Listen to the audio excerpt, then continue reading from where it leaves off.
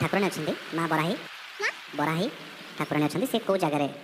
ତାଙ୍କ ଜାଗାରେ ସେ ଅଛନ୍ତି ଆଉ କୋଉ ଜାଗାରେ? ତମେ ପ୍ରଶ୍ନ ଗୁଡ଼ା କୋଉଠୁ ଖୋଜିକି ଆଣ? ମତେ ଲାଗୁଛି ତମେ ତ ବାଳ ଏମିତି ହିଁ ପଚାରିବ। ମୋ ମୁଣ୍ଡରେ କେତୋଟି ବାଳ ଅଛି ଆଉ ସେଥିମଧ୍ୟରୁ ପାଚିଲା ବାଳ କେତେଟା? ବାଲେଶ୍ୱର ଉପର ଆଡେ କପି ରଖିଛୁ ନା କଣ ଯେ ଉପରକୁ ଚାହିଁକି ଆନ୍ସର କହୁଛୁ? ଆଉ ଥରେ ଟିକେ ଭାବ ମା ବରାହୀ ମନ୍ଦିର।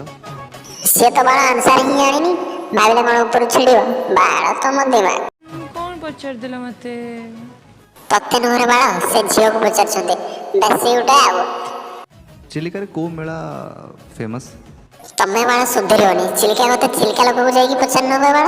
ମୁଁ ତତେ ପଚାରି ଆମ ଗାଁରେ କୋଉ ମେଳା ଫେମସ୍ କହିଲୁ? ବାଳ ତୁ ସେଠି ଆନ୍ସରରେ ଛୁଡ଼ି ଧରିବୁ।